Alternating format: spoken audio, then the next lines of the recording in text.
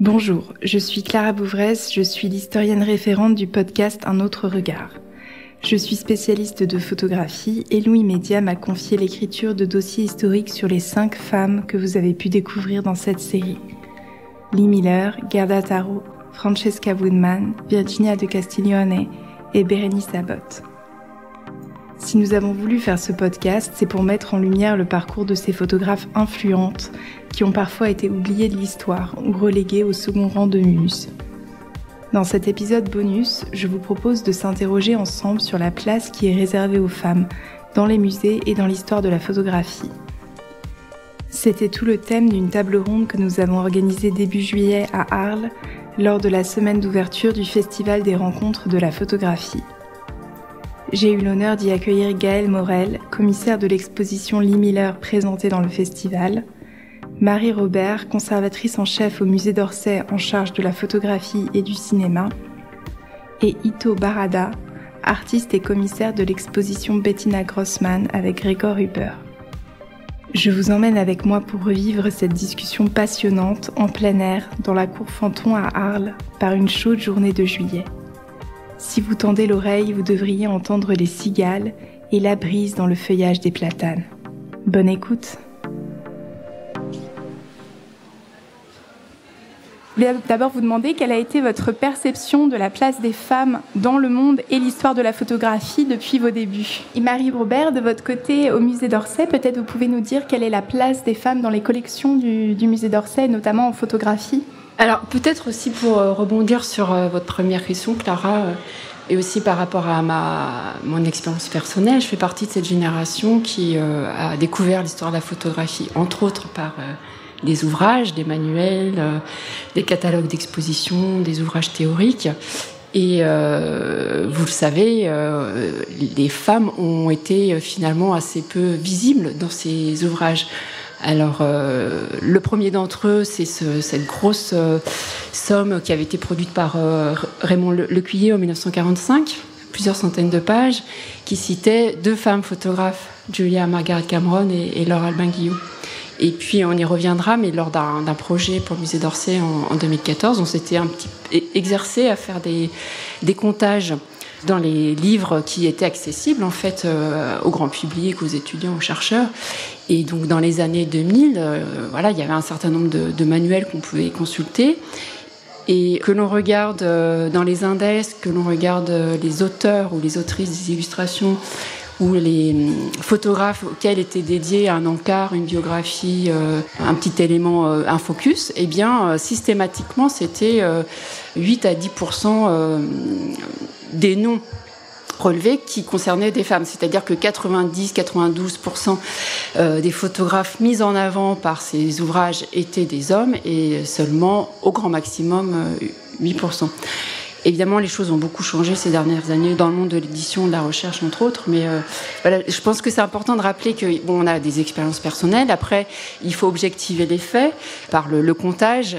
Et c'est aussi l'occasion de rappeler le travail qui a été mené par Marie Daucher et puis la part des femmes et tant de collectifs pour compter systématiquement, pour rationaliser les constats et effectivement se rendre compte que la place des femmes elle a longtemps été minime dans les expositions, dans les galeries, dans les foires, que ce soit la photographie ancienne, patrimoniale ou toute récente. Et donc pour arriver à la question sur les collections du musée d'Orsay, en fait le musée d'Orsay donc, a une magnifique collection de quelques 45 000, 50 000 objets photographiques qui couvrent le fait photographique au XIXe siècle.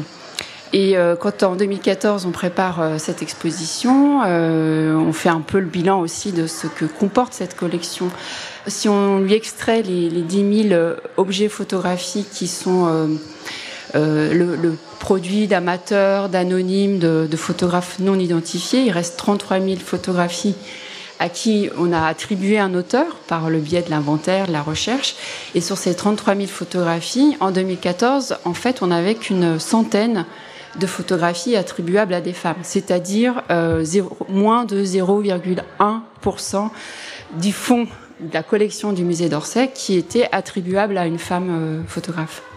Bien évidemment, les choses ont un peu changé depuis. Nous avons donc la chance d'accueillir également Gaëlle Morel, qui est conservatrice pour les expositions au Ryerson Image Center de Toronto, au Canada. Et peut-être vous pouvez nous parler de la politique d'acquisition et de programmation de cette institution. Est-ce qu'il y a des différences que vous avez remarquées avec la France ? Oui, donc moi bonjour à tous, merci de l'invitation. Oui, moi je suis dans un contexte un peu différent. Je vis au Canada anglophone, à Toronto, et donc je dirais que ces questions-là se posent depuis plus longtemps. Je trouve qu'en France, je suis française. Ça fait 15 ans que je vis à Toronto et 10 ans que je travaille pour ce musée de photographie que j'ai ouvert.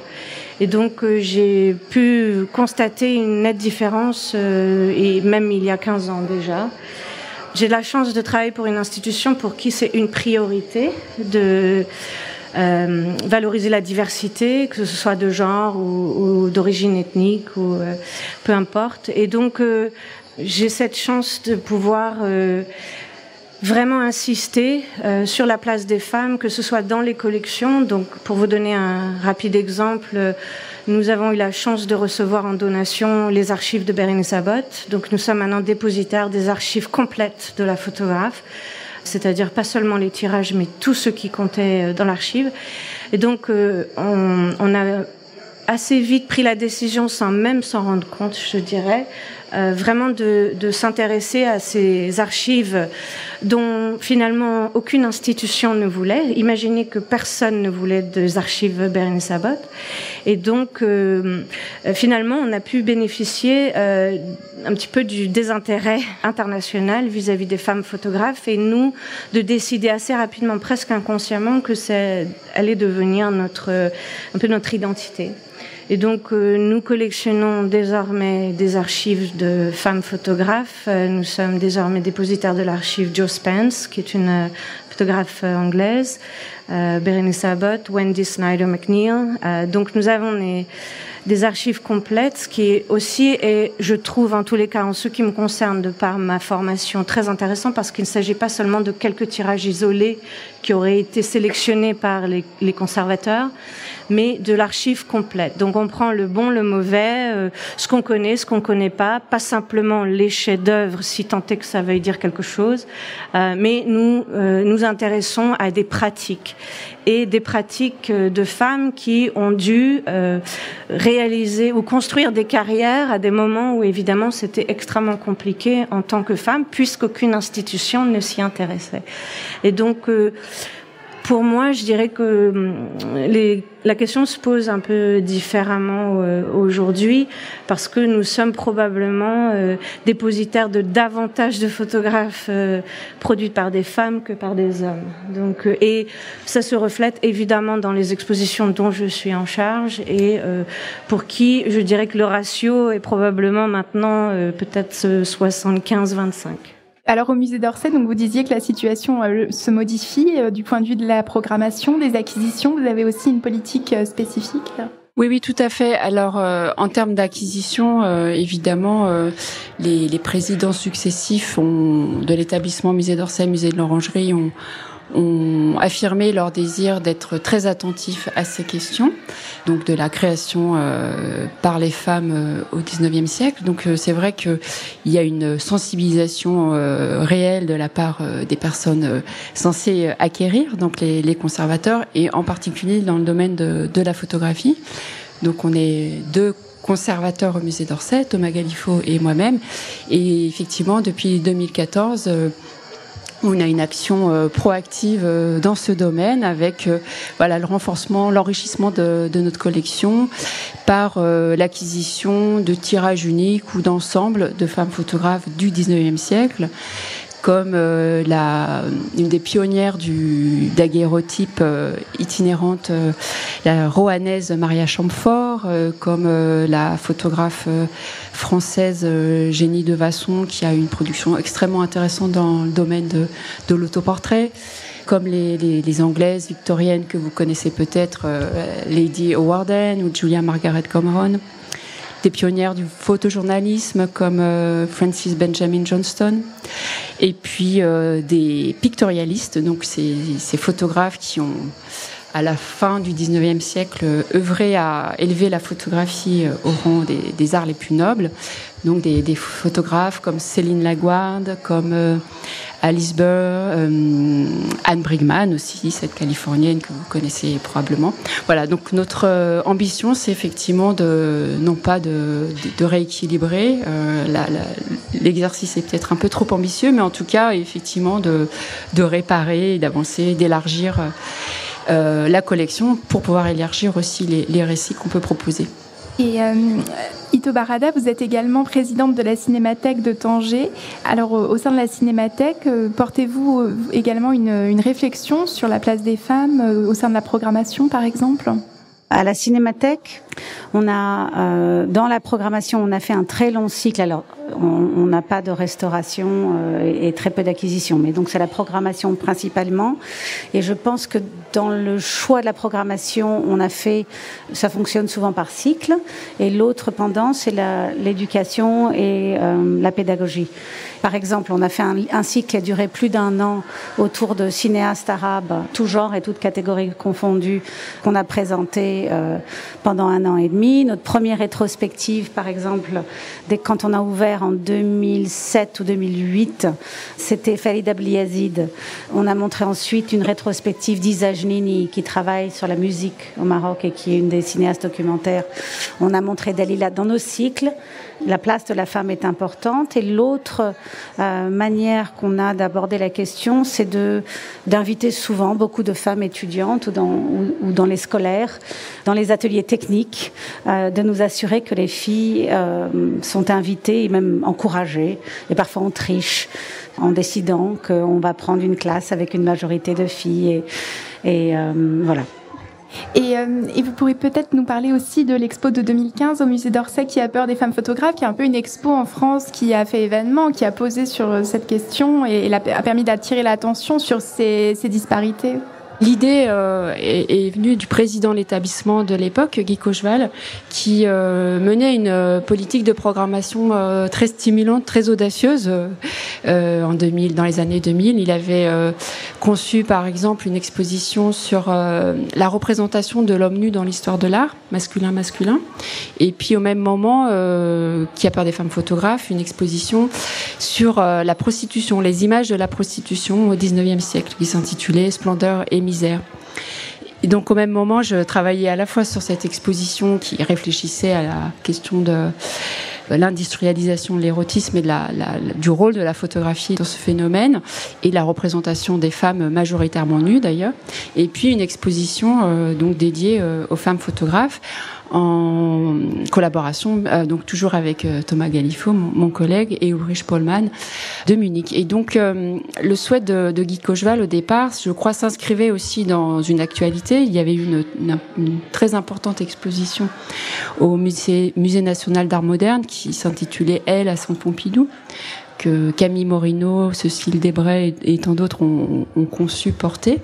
Voilà, il s'agissait donc au Musée national d'art moderne de relire l'histoire de l'art du XXe siècle à travers une production uniquement féminine. Et donc, dans ce cadre-là, voilà, la commande de Guy Cocheval, c'était aussi de relire l'histoire de la photographie au prisme du genre. Donc, il nous a missionnés, Thomas et moi, et voilà, nous avons très naïvement commencé à explorer les collections publiques, privées, la littérature, voilà, et découvert un continent, voilà, et découvert aussi un continent de production qui avait été méconnu, effacé, discrédité probablement. Et puis un continent qui reste évidemment à découvrir. Voilà, et avec cet objectif à l'époque de plutôt se concentrer sur la scène européenne. Donc elle avait beaucoup de lacunes, cette exposition, mais c'était plutôt un point de départ, une ouverture en fait, pour d'autres recherches, d'autres propositions. Et nous l'avions donc intitulé « Qui a peur des femmes photographes ?» C'est un titre un peu alambiqué, à tiroir, puisqu'il faisait référence à une pièce de théâtre sur Broadway qui s'intitulait « Who is Afraid of Virginia Woolf ?» qui finalement mettait en scène une crise conjugale et posait la question de la guerre entre les sexes et la construction des rôles sociaux genrés, et qui faisait donc cette pièce-là faisait allusion donc à Virginia Woolf, cette écrivain britannique féministe qui a théorisé la question de la création féminine, qui dit pour pouvoir créer, les femmes ont besoin d'une chambre à soi. Et Virginia Woolf, j'ouvre tous les tiroirs, étant aussi la petite nièce d'une des plus grandes photographes du 19e siècle, Julia Margaret Cameron. Et puis enfin, ce titre, c'est un clin d'œil à cette chanson que fredonnent les trois petits cochons, With Afraid of the Big Bad Wolf, qui a peur du grand méchant loup de Walt Disney. Voilà, c'était une façon de dire aussi, toutes ces femmes photographes, en les étudiant, en les comprenant, en les redécouvrant, elles ont eu pas mal à lutter contre les grands méchants loups, mais elles s'en sont plutôt bien sorties. Gaëlle Morel, vous êtes commissaire de l'exposition Lee Miller. Nous avons donc consacré un épisode du podcast à Lee Miller. Et le titre de votre exposition, c'est Lee Miller, photographe professionnel. Alors, peut-être vous pouvez nous parler là aussi de votre titre, ce que vous vouliez raconter. Je vais exactement compléter, je pense que Marie expliquait, c'est-à-dire que quand les rencontres m'ont demandé si je voudrais bien organiser une exposition autour de Lee Miller, on a tout de suite, évidemment, discuté l'idée de faire quelque chose de différent et qui soit plus proche des questions dont on parle aujourd'hui, d'une contemporanéité du discours qui poserait cette figure de photographe femme de façon un peu différente de ce dont on a l'habitude. Et donc, moi, j'ai décidé de vraiment me concentrer sur cette figure en tant que professionnelle, ce finalement, on étudie assez peu quand on parle de femmes photographes, on étudie toujours leur vie. Alors, la vie de Lee Miller a été tellement riche que souvent on l'a réduit à des moments sensationnels, à sa relation avec Man Ray, par exemple, qui a duré 1 an, alors qu'elle a vécu 70 ans, qu'elle a eu une carrière tout à fait en dehors de sa relation avec Man Ray, par exemple. Ou à sa carrière de modèle, alors que pareil, de la même façon, cette carrière a été relativement courte dans toute sa carrière. Et donc l'idée, c'était vraiment de se concentrer sur une photographe qui établit, au cours de ces 13 années dont je parle, 1932-1945, qui établit vraiment une carrière professionnelle, ce qu'on étudie finalement rarement quand on parle des femmes. Je vous donne un exemple. On m'a demandé, par exemple, si c'était vrai qu'elle s'était pas occupée de son fils. Et je pense pas qu'on poserait cette question à propos de Cartier-Bresson. Donc c'est ce que j'ai répondu, évidemment. Je refuse de répondre à ce genre de questions dorénavant. Mais c'est assez encore présent de regarder finalement les carrières de photographes femmes sous le prisme de leur biographie et des éléments assez sensationnalistes ou glamour, peu importe, et de réduire leur carrière à ça. Or, quand on regarde de près les archives, quand on regarde l'archive photographique qui est extrêmement riche, il y a 60 000 images dans les archives Lee Miller, on n'en connaît qu'une poignée en fait, on se rend compte que c'est quelqu'un qui construit une carrière, qui avance, qui réfléchit, qui saisit sa chance, qui provoque sa chance, qui répond aux propositions qui lui sont faites, aux opportunités qui s'offrent à elle, qui repousse les portes, qui vraiment, en anglais on dit stretch the envelope, qui vraiment essaye d'élargir le champ des possibles pour elle-même, mais en faisant cela, elle élargit le champ des possibles pour les femmes qui arriveront après. Et on constate aussi à quel point elle est extrêmement rigoureuse dans cette construction d'une carrière, c'est-à-dire elle entretient des réseaux professionnels, ce que tous les photographes font. Elle répond à des commandes, ce que tous les photographes font à cette époque. Elle est propriétaire de son propre studio, ce qui à l'époque est assez exceptionnel, même s'il y a d'autres exemples tels que Bernice Abbott ou Margaret Bourke-White, bien sûr, mais ça reste exceptionnel d'avoir quelqu'un qui est sa propre patronne et dirige sa propre entreprise.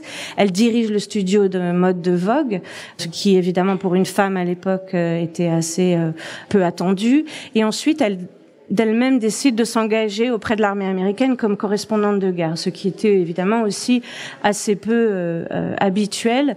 Je pense davantage parce que les femmes n'imaginaient même pas que c'était possible de d'exprimer ce désir-là. Je pense qu'il y avait aussi cette histoire d'autocensure qui est extrêmement présente. Donc elle n'est pas dans l'autocensure, loin s'en faut, et elle pousse les portes et elle fait les choses. Et donc j'avais envie de mettre en avant vraiment cette période finalement assez courte de 13 ans et de montrer tout ce qu'elle avait fait et cette capacité, cette habilité assez remarquable de passer d'un milieu à l'autre, d'une pratique à l'autre. Elle fait de la mode, elle fait du portrait, elle fait du reportage de guerre, elle finit par assister à l'ouverture des camps de concentration de Dachau et Buchenwald. Donc quelqu'un qui représente ce qu'un photographe souvent professionnel à l'époque pouvait faire, c'est-à-dire vraiment multicasquette, multitalent, répondre à de la commande tout en étant évidemment pleine de créativité et d'inventivité pour se réaliser encore une fois professionnellement, ce qui est aussi important pour se réaliser en tant que femme, je pense. Au Drawing Center à New York, j'ai vu une exposition de Huguette Callan, qui fait partie de plein d'artistes qui ont été découverts à la fin de leur vie.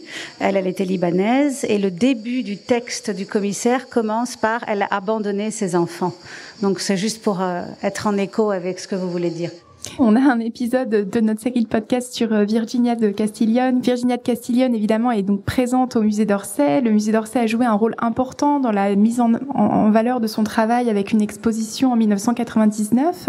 Marie-Robert, j'imagine que c'est peut-être un fonds qui est souvent prêté, qui est important dans vos collections, peut-être? Oui, alors c'est intéressant, Clara, parce que cette comtesse, finalement, on l'a jamais tellement considérée comme une photographe jusqu'à peu. Parce que elle s'est prêtée au jeu de la mise en scène pendant toute sa vie. Je vais peut-être revenir sur très vite qui est-elle. Donc elle est née en Italie, elle se marie à 17 ans et elle est envoyée par son cousin Cavour à la cour de Napoléon III pour essayer de convaincre Napoléon III de soutenir la réunification italienne. Et donc elle devient, semble-t-il, la maîtresse de l'empereur, et on l'a beaucoup qualifiée d'intrigante, alors que peut-être c'était une femme politique. On l'a qualifiée aussi de femme infidèle, adultère. Bon, c'était peut-être une femme libre, une femme aussi très narcissique, ou peut-être très consciente du tragique de l'existence, parce que à partir du moment où elle rencontre Napoléon III et elle débute une vie trépidante à la cour. Elle commence aussi la photographie, et elle se rend pendant plus de 25 ans dans l'atelier d'un photographe de la cour, Pierson. Et elle réalise des centaines de clichés, des plusieurs dizaines de poses chez lui. Et elle orchestre tout cela, les accessoires, les décors, la pose, l'univers, la référence. Et elle se fait photographier donc par Pierson dans des tenues complètement extravagantes, des tenues de bal, parce qu'elle fait des effets extraordinaires à la cour quand elle apparaît. Et donc elle revient dans l'atelier avec ses tenues de bal. Elle se déguise, travestit, elle apparaît en reine de la nuit, dame de cœur, parfois en ermite.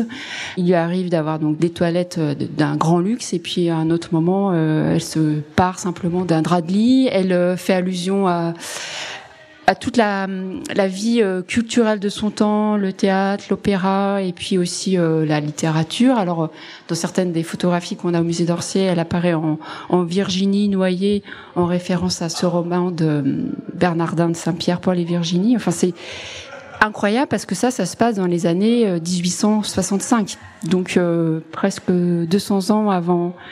150 ans avant Cindy Sherman, avant Claude Carin, avant toutes ces femmes qu'on est en train de redécouvrir comme Elisabeth Haase, Gertrude Hart, ou celles qu'on est en train d'apprécier là dans l'exposition sur l'avant-garde féministe. Je crois que c'est Regina Vater ou Alexis Hunter, ces femmes qui déclinent des rôles, des identités à travers le travestissement, à travers la photographie, à travers la performance. Tout ça, voilà, Virginia de Castiglione le réalise, donc dans les années 1860. Et puis après un moment de grande solitude, de grande tristesse liée à la perte entre autres de son mari puis de son fils, elle s'arrête de photographier et elle y revient au crépuscule de son existence. Elle est au bord probablement de la folie, édentée, elle perd ses cheveux et elle retourne chez Pierson avec les mêmes poses, les mêmes tenues, se refaire photographier. Enfin voilà, une production extrêmement troublante, qui questionne, pionnière d'une certaine manière de tous ces romans photos, tous ces journaux intimes que les femmes ont beaucoup pratiqué, mais pas que les femmes, bien entendu. Finalement, c'est une photographe, ou en tout cas créatrice d'images, qui n'a peut-être pas questionné son identité sexuelle, c'était peut-être un petit peu tôt, mais en tout cas, là, je crois beaucoup questionner l'identité sociale. Elle se figure aussi parfois en prostituée, alors qu'elle est issue de la petite aristocratie italienne. Enfin, voilà, c'est une femme qui pose beaucoup de questions à travers la photographie. Et donc, voilà, nous avons un ensemble de photographies extrêmement intéressant. Cet ensemble est revenu donc dans les collections publiques nationales. Mais le musée d'Orsay n'est pas le seul détenteur d'une partie de ce travail, de cette création. Il y a aussi la Bibliothèque nationale, le musée Unterlinden à Colmar, le Metropolitan Museum à New York. Voilà. Nous avons donc également consacré un épisode à Bérénice Abbott et Gaëlle Morel, vous disiez que le Ryerson conserve aujourd'hui son archive et vient d'ailleurs de publier un livre à partir de cette archive passionnant qui permet de mieux comprendre le grand projet de Bérénice Abbott, Changing New York, sur les transformations de la ville de New York dans les années 30. Peut-être vous pouvez nous parler aussi de cette exposition que vous étiez l'une des commissaires de l'expo de 2012 au Jeu de Paume sur Bérénice Abbott, qui est une figure là aussi qui a expérimenté dans diverses directions. Donc, comment vous avez fait pour cette exposition ? J'ai un peu opéré de la même manière que pour l'exposition présentée ici, c'est-à-dire que je me suis intéressée quasiment exclusivement à son travail. Ça semble un peu bizarre, mais en fait, je décide souvent de vraiment me concentrer sur les archives, ce que me disent les archives, sur ce que me disent les photographies, le recto, mais aussi le verso. Je travaille sur le travail, c'est-à-dire que j'en fais des photographes et pas des femmes uniquement. Enfin, je sais pas comment expliquer, mais ce sont des photographes qui ont une carrière, une pratique, et que moi, ce qui m'intéresse, c'est de présenter ce travail-là. Et effectivement, en ce qui concerne Abbott, c'est un peu la même chose que les Miller, mais c'est aussi la même chose que Margaret Bourke-White. Elles ont des carrières finalement parallèles par plein d'aspects, même si elles ont chacune leur personnalité, chacune leurs intérêts, mais propres. Mais ce sont des personnalités qui n'ont pas eu le choix d'être autre chose que très souples et passer d'un monde à l'autre, d'un milieu à l'autre, d'évoluer dans des milieux exclusivement masculins. On sait aujourd'hui que Walker Evans a mis des bâtons dans les roues de Abbott et Bourke-White, par exemple. C'est très clair. Il a fait en sorte que le MoMA ne les expose jamais, par exemple. Donc ça, on le découvre si on travaille dans les archives. Sinon, on ne le sait pas. Donc moi, je me plonge. En fait, j'ai eu la chance de commencer à travailler sur Bérénice Abbott quand les archives étaient encore dans les mains d'un collectionneur privé et qui avait racheté toute son archive directement à Bérénice Abbott, encore une fois parce qu'aucune institution ne voulait racheter cette collection, enfin cette archive. Donc j'ai eu la chance de pouvoir être complètement libre. J'avais les cartons devant moi dans la pièce et je pouvais les ouvrir et je pouvais passer autant de temps que je voulais. Donc ça, c'était vraiment un privilège de chercheur. Et le fait de prendre ce temps-là, de regarder des objets qu'on n'a pas l'habitude de regarder ou qu'on ignore en général parce qu'on préfère s'intéresser. Alors Abbott en plus c'est la double peine parce qu'elle était homosexuelle, donc là c'était encore pour elle encore plus difficile évidemment de naviguer dans un monde d'hommes en étant femme homosexuelle dans les années 20. Vous pouvez imaginer ce que ça voulait dire pour elle.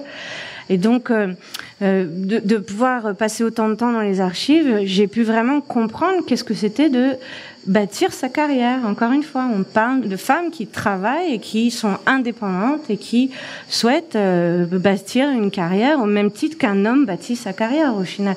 Donc pour moi, je le prends vraiment par le biais du travail et de la production photographique et de ne jamais le faire sans regarder les archives accessibles et disponibles s'il y en a, et c'est pas toujours le cas.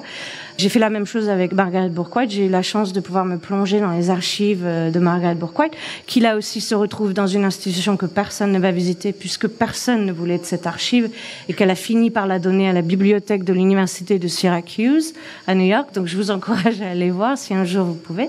Mais là aussi, c'est-à-dire que ces archives-là, personne ne les a quasiment jamais vues, n'a pu y accéder. Donc, moi, c'est un peu toujours cette approche-là. Bon, j'ai une formation d'historienne de la photographie, donc ça reprend finalement j'utilise ma formation de chercheuse pour faire mes expositions. C'est-à-dire que pour moi, les choses sont complémentaires. Il n'y a pas d'un côté ma casquette de commissaire d'exposition ou de conservatrice dans un musée ou de chercheuse ou d'historienne de la photographie pouvant écrire des livres. Moi aussi, je passe d'un monde à l'autre et les choses se mélangent et ma casquette est compliquée et c'est très riche et très enrichissant en ce qui me concerne. Et je pense que du coup, on a la possibilité, si on prend cette approche-là, de révéler des choses que souvent on laisse de côté ou on ignore quand il s'agit de femmes. On se contente de ce qui a déjà été écrit, de ce qui a déjà été dit.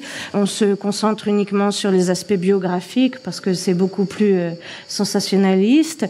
Mais voilà, après quand on lit la correspondance, quand on voit comment elle a dû lutter pour que son projet Changing New York soit financé, par exemple, moi j'ai vu toutes les lettres de refus de tous les musées. Je donnerai pas de nom, mais c'est très impressionnant quand même. Quand on sait la qualité du projet, sa vie postérieure, c'est complètement impressionnant de voir qu'elle n'arrivait pas à vendre ce projet. Elle a fini par lever une énorme subvention et donc c'est une des rares femmes seule à avoir levé une subvention aussi importante pour un projet qui lui était personnel auprès de fonds publics. Et c'était au moment de la FSA qui était essentiellement composée d'hommes. Donc on est toujours un peu confronté à ces questions-là, mais si on replonge dans les archives, ce qu'on constate, c'est que, elle a poussé les portes même quand elles se fermaient, elle a mis le pied dans la porte et elle n'a pas lâché et elle a fini par pouvoir faire son projet. Alors moi, ce que j'essaye de faire à ma très modeste échelle, c'est de réintégrer ces femmes dans l'histoire générale de la photographie, parce qu'il est enfin temps, tout en évidemment mettant en avant tous les défis qu'elles ont eu à surmonter du fait de leur genre. Les choses ne sont pas exclusives l'une de l'autre. On peut être tout à fait à même de mener une carrière photographique comme un homme et pour autant avoir des défis parce qu'on est une femme. Et je pense qu'on sait de quoi on parle. Oui, il reste beaucoup à faire, mais par exemple, dans une carrière d'artiste qui utilise la photographie comme moi, l'équilibre à trouver entre ce qu'on gagne et le sustainability d'un atelier est quelque chose de très très compliqué. Et les questions de construction de carrière pour travailler en pouvant consacrer du temps à des associations à but non lucratif qu'on dirige. Moi, je veux pas renoncer ni à la Cinémathèque de Tanger, je veux pas renoncer à un projet comme accompagner l'œuvre de Bettina Grossman, faire des expositions, enseigner, avoir une vie de famille, c'est une équation absolument impossible. Donc les questions d'équilibre, je pense, et d'être mieux payé, les questions d'être payé des droits d'artistes. Si vous connaissez Wage, je ne sais pas s'il y a Wage ici, W-A-G-E. Je viens de participer à une grande exposition, grande dans le nombre d'artistes, une majorité d'artistes africains, dans un lieu en Europe. Et la question de payer les artistes pour une exposition, le calcul se fait sur un site avec Wage aux États-Unis et au Canada. Vous avez le montant annuel du chiffre d'affaires, même si c'est une association à but non lucratif qui vous invite, la surface d'exposition, la durée, le nombre d'artistes, et ça vous donne une sorte d'échelle de combien doit être la rémunération pour les artistes. En général, il y a beaucoup d'argent pour le transport, il y a beaucoup d'argent pour les assurances et pour les scénographes, etc. Et dans ce cas, ni les commissaires, ni les artistes étaient inclus dans le budget de l'exposition. Mais ça, c'est un exemple parmi beaucoup d'autres. On vous offre de la visibilité en échange, et ça, c'est plus possible, en échange d'argent. Par rapport à ça, par exemple, moi, je vis au Canada. Les demandes de subvention des institutions sont subordonnées au fait qu'ils rémunèrent les artistes correctement selon des critères établis par les artistes eux-mêmes. C'est une coalition, on dirait un syndicat en France, qui a établi les critères. C'est exactement ce que dit Ito, c'est-à-dire en fonction du nombre d'œuvres dans l'exposition, de la durée, etc. Vous avez des tarifs, si vous voulez. Et les institutions n'obtiennent pas les subventions gouvernementales si les tarifs ne sont pas respectés. Donc, évidemment, ça marche. Et du coup, les artistes peuvent gagner leur vie. Je dis pas qu'ils deviendront riches, forcément, mais moi, je travaille avec des artistes qui ne sont qu'artistes. Ils sont pas serveurs dans des cafés, ils sont artistes et ils vivent de leur travail. Et je pense qu'il y a des choses comme ça qui peuvent être faites, qui protègent aussi beaucoup les femmes, du coup, parce que ça précarise beaucoup moins. Ça protège tout le monde, donc les femmes.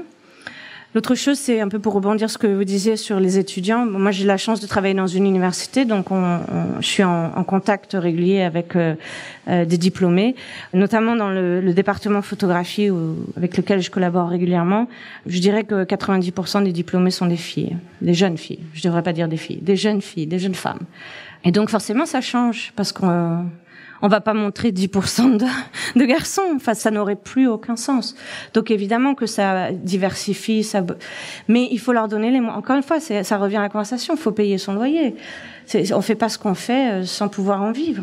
Donc, voilà, il faut encourager, il faut soutenir, et le soutien passe par l'économie.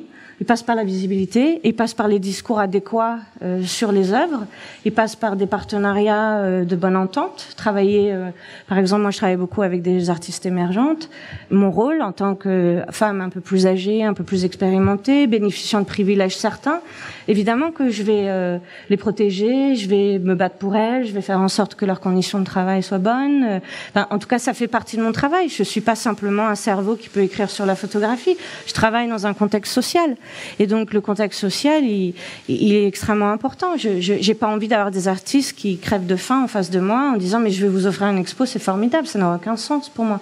Je veux avoir des gens en bonne santé, je veux avoir des gens qui sont contents d'être là, qui ont les moyens de travailler. Je veux pouvoir les soutenir, je veux les encourager, je veux les aider à être visibles ailleurs. Donc l'éducation, évidemment, qu'est-ce qu'on enseigne dans les écoles aussi, comment on présente le travail, comment on leur parle de leur situation. Quelles sont les particularités de chaque contexte? Moi, je travaille au Canada, c'est pas la même chose que si je travaillais à Paris ou qu'en France. Donc, encore une fois, il n'y a pas de réponse simple et linéaire. C'est une complexité de rapports, de réflexion. Moi, je crois beaucoup en la sororité. Je pense qu'on est assis à cette table en ayant un peu ça en tête, que il faut se soutenir, il faut avancer ensemble. Il faut que nos institutions, quelles qu'elles soient, où qu'elles soient, offrent des bonnes conditions de travail à tout le monde, et les femmes en bénéficieront. Et évidemment, qu'on ouvre des postes à responsabilité aux femmes. On a des musées entiers qui fonctionnent, ou des festivals entiers qui reposent sur les épaules de jeunes femmes, et les directions sont toujours, ou les postes ou les conseils d'administration sont toujours occupés par des hommes. Donc il faut renverser tout ça. Alors ça change, ça avance, on se bat, mais l'éducation est essentielle, parce que le plus on aura de jeunes femmes ou de femmes qualifiées, plus elles sauront se défendre, et plus on leur donnera les moyens de se défendre, et plus ça avancera vite, et plus elles auront des postes à responsabilité, et plus ça retombera, et les discours vont changer, et on va avancer.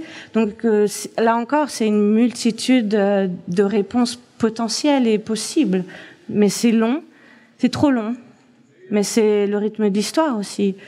On n'est pas tous convaincus, tout le monde n'est pas d'accord avec ce qu'on dit. Nous, là, nous aussi, on a des défis à surmonter en tant que femmes professionnelles. Nous aussi, on a des directions masculines avec lesquelles il faut qu'on fasse. Quand on propose des projets, parfois, on s'entend dire oui, mais pourquoi? Des choses, il faut qu'on justifie pourquoi on veut faire certains projets, ou c'est pas toujours bien compris, ou donc il faut pousser, il faut revenir à la charge, il faut qu'on s'associe, il faut qu'on fasse des partenariats, des collaborations qui nous permettent d'avancer et d'offrir, je dirais, un monde un peu plus juste. Pardon. Oh, non. Tout ça est tellement vrai. Moi, je voudrais juste te dire, je crois qu'on est tous responsables, institutionnels, citoyens, évidemment. Mais les petits pas, ça suffit pas. Et c'est au niveau politique que les choses, elles bougent. Donc, Gaëlle, tu as parlé de beaucoup de choses, mais aussi de l'éducation. Mais je pense qu'aussi, voilà, il faut changer les imaginaires, et ça passe par l'éducation. Mais pas seulement dans les écoles de photographie, c'est l'éducation de nos enfants. Et il y a une telle urgence aussi, non seulement pour la cause des femmes, mais de tous les minorités racisées, et même les invisibles, le vivant autour de nous, que là, c'est maintenant qu'il faut agir, et c'est avec nos enfants, les enfants et les plus jeunes qui sont là, qui nous écoutent, et c'est vous qui allez changer le monde. Merci. Merci à donc Marie Robert, Gaëlle Morel, Ito Barada d'avoir accepté d'échanger. C'était un honneur de vous écouter et de permettre à cette série de podcasts de voir le jour à Arles avec donc le soutien des rencontres, le soutien du programme Women in Motion. C'est une production de Louis Média, donc vous pouvez écouter les podcasts sur le site de Louis, sur toutes les plateformes. Et n'hésitez pas, si vous aimez les épisodes, à mettre des étoiles, à mettre des notes positives, parce que c'est cela qui fait vivre les podcasts aujourd'hui. Merci beaucoup.